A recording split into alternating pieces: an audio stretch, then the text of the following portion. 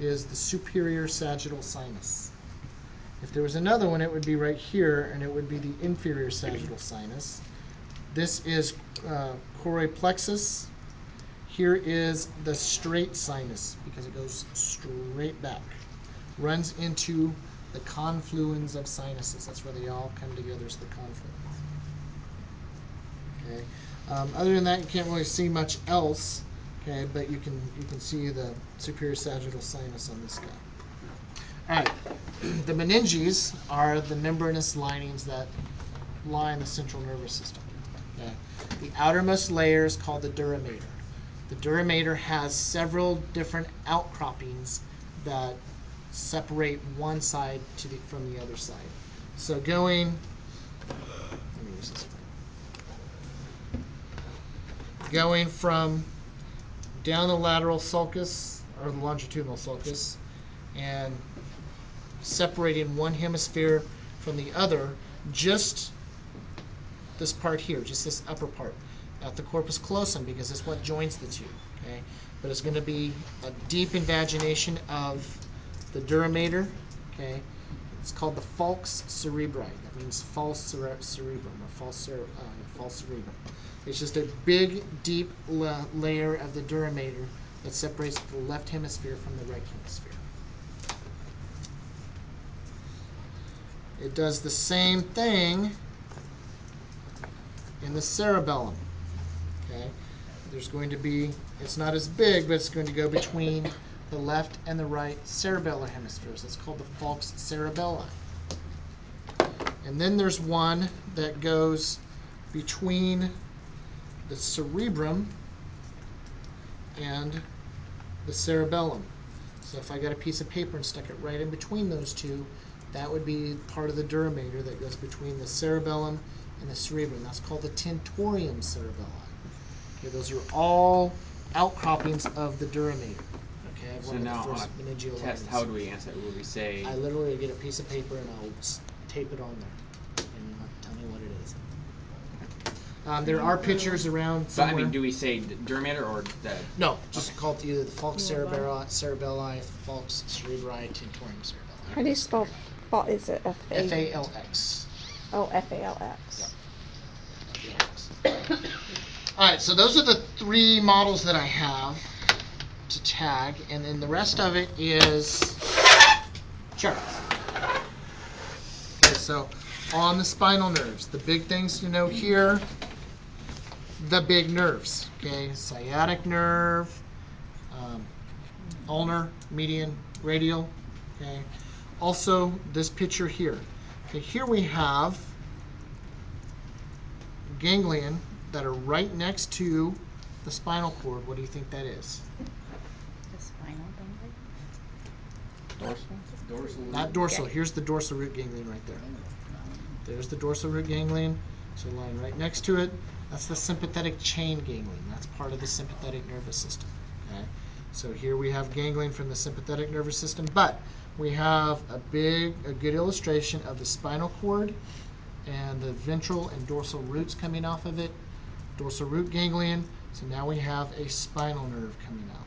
Okay. So that's a good part to know here, and then the nerves down here.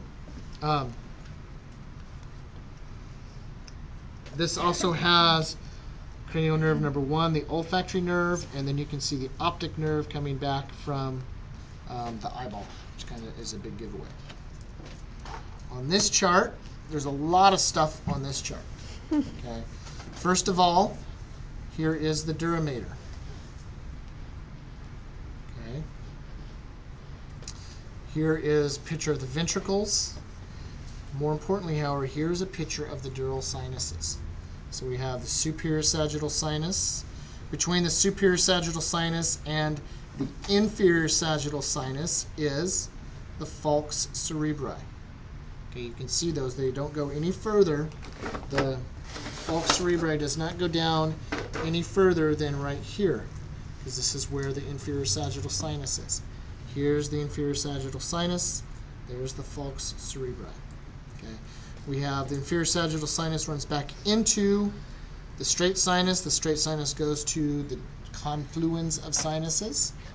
Then if I showed you kind of in relation to where they are, it's going to be confluence of sinuses are going to be about right here.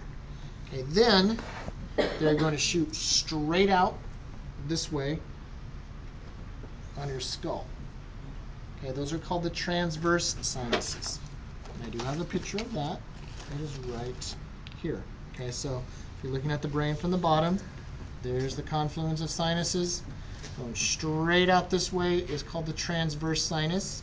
It then makes an S curve and exits your skull through the jugular foramen as the jugular vein. Okay, that is the S curve is the sigmoidal sinus, and then it exits as the jugular vein. Okay. Other stuff that you can see. We're not going to worry about the arterial system because we will go over that next term. So don't worry about the arteries right here. I'll get that on you guys next term. Okay. But you can see the central sulcus, the primary motor cortex, primary sensory cortex. Okay. Here's our eyeballs. So cranial nerve 2 is coming from the eyeballs. We have just a neuron, okay, with the dendrites, the cell body, the axon with the myelinated sheath, the nodes of Ranvier, the little gaps in between, and then it goes down, and then here you have an expanded part of it. This is the dural linings right here, okay? So this is the pia mater, which is what is connected most closely to the nervous system, or to the brain, I should say. Here is the arachnoid mater, and in between the pia and the arachnoid is the arachnoid space. So it's got the little webs in there. That's where cerebrospinal fluid flows. Punching through the dura mater, which is the outermost layer here, is an arachnoid villi that opens into a dural sinus. So that would be the superior sagittal sinus right there that is opening up into. But I would tag that, mostly tag this out here. So you see the confluence, then the transverse, sigmoid, and then the jugular vein coming up. So you can see the thalamus, the corpus callosum, and you can see a lot of brain functions. And then here is a picture of the ventricles. There's another picture of the ventricles in here as well. Let me find that. So on this brain chart. So here's a picture of the ventricles right here, looking from the side and looking from above. Okay, don't be surprised if the ventricles are tagged on a chart here. You can see the base of the brain with the cranial nerves, and then with the cranial nerves cut. Okay. And here's a cross section, a coronal section, and here are the meninges down here as well. So there's lots of different places that I can tag all kinds of fun stuff. Spinal nerves, that's the same as the chart that I just showed you, but there's also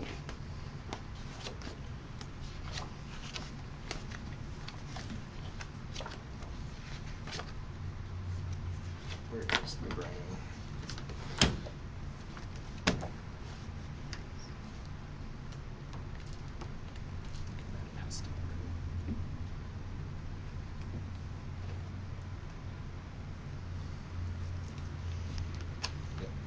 One of the earlier ones.